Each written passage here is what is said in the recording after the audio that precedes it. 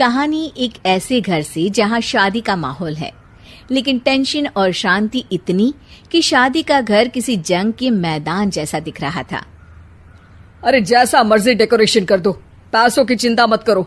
इतना पैसा जब लड़के वालों को दे दिया तो फूल वालों को देने में मुझे क्या दिक्कत है? अरे धीरे बोलो ना, साफ लग रहा है कि फ्रस्ट्रेटेड हो। अरे तुम तो चुप ही रहो। एक बेटी संभाल नहीं पाई। सारा दिन मैं काम पर जाता था, सोचता था घर पर बच्चों को अच्छे से संस्कार मिल रहे होंगे, लेकिन नहीं, मैडम को तो अपनी किटी और फैशन से फुर्सत मिले तब ना। माँ चुपचाप वहां से चली जाती है। समझ में नहीं आता कि आखिर शर्मा खानदान में हो क्या रहा है। कल तक चिड़िया सी फुदकने वाली शीना की शादी यूं अचानक एक मोटे काले लड़के से क्यों हो रही है? शीना कमरे में हाथ में गुड़िया लिए बोलती है, मेरे साथ जो हो रहा है ठीक हो रहा है। तुम तो सब जानती हो, साहिल मेरे लिए भगवान है। अब जब वो ही नहीं मिला तो फिर कोई भी हो, जिंदगी ही तो जीनी है, जी लेंगे। बाहर शीना की बुआ किसी से बात करती है। अरे मोटा नहीं, उसे तो खाते पीते घर का कहते हैं। अब ओबेरॉय का नाम भी किसी को बताने वाली बात है। उनका इकलौता लड़का तो करोड़ों की सामी तो है ही। अरे हमारी शीना बिटिया तो रानी बनेगी, रानी। इन सब के बीच कहीं कोने पर शीना हाथ में मेहंदी सजाए बैठी थी और आंखों में आंसू सजाए।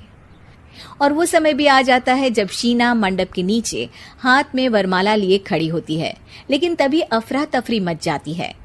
कोई कहता है, अरे लड़के की माँ को हार्ट अटैक आ गया। अरे अच्छी खासी थी, कैसे हो गया? अरे कहते हैं ना, किसी किसी लड़की के पैर अच्छे नहीं होते, हो सकता है कि मनहूस है ये लड़की। शीना पास खड़ी सब सुन रही थी। फिर शीना अपने कमरे में आ जाती है। शादी ये कहकर नहीं होती कि लड़की मनहूस है। अब लगातार शीना के लिए लड़के देखने आते, लेकिन आस पड़ोस या किसी के कहने पर शादी हर बार टूट जाती। लेकिन एक दिन, अंकल, मैं काफी दिनों से आपसे मिलने की कोशिश कर रहा था, लेकिन हिम्मत नहीं हो पा रही थी। अरे बेटा, हिम्मत तो हमारी टूटी पड़ी है। वैसे कौन हो तुम? अब मेरा नाम साहिल है अंकल। मैं शीना से प्यार करता हूँ और उसी से शादी करना चाहता हूँ। अरे अब तो किस जात के हो ये भी मायने नहीं रखता। बेटा, मेरी बेटी मनहूस है, ये सब कहते हैं कि इसीलिए उसकी शादी नहीं हो पा रही। अगर तुम शादी करने को तैयार हो तो ठीक है। शीना की शादी साहिल से हो जाती है। अगले दिन साहिल की माँ का देहांत हो जाता है और एक बार फिर लोग शीना को अपशकुनी कहने लगते हैं। अरे खा गई दीदी को ये। अरे क्या जरूरत थी साहिल किसी मनहूस को घर लाने की? पर बुआ, माँ की तो तबीयत पिछले कई साल से खराब थी। डॉक्टर्स ने जवाब दे दिया था। क्या पता ये भी उनका सौभाग्य हो कि वो बहू का मुंह देख पाई। अरे बहू का मुंह देख पाई, या ये कह लो कि बहू का मुंह देखते ही स्वर्ग लोक सिधार गई। खैर, हमें क्या, घर तुम्हारा है, हम तो चले। अब शीना को खुद पर ही शक होने लगता है कि कहीं सच में वो अपशकुनी तो नहीं। साहिल, हम दोनों की शादी नहीं हुई होती तो अच्छा था। देखो ना, कैसे पहले मेरी शादी टूटती थी और अब तुम्हारी माँ भी। अरे ऐसा कुछ नहीं होता शीना, अपशकुनी वगैरह कुछ नहीं होता। ये सब तो ईश्वर के खेल हैं। वो शादी तुम्हारी इसलिए टूट गई क्योंकि तुमको मेरी पत्नी बनाना था, और माँ का जाना तो तय था। वो काफी बुजुर्ग थी, साथ ही एक ऐसी बीमारी से जूझ रही थी जिसमें डॉक्टर्स भी उन्हें नहीं बचा पाते। शीना साहिल की बात सुनकर तसल्ली कर लेती है और वहां से चली जाती है।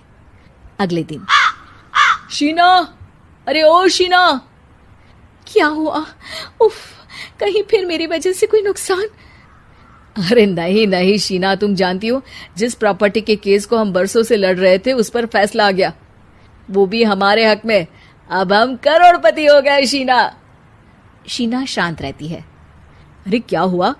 करोड़ पत्नी बनकर तुमको खुशी नहीं हुई? शीना की आंखों में पानी आ जाता है।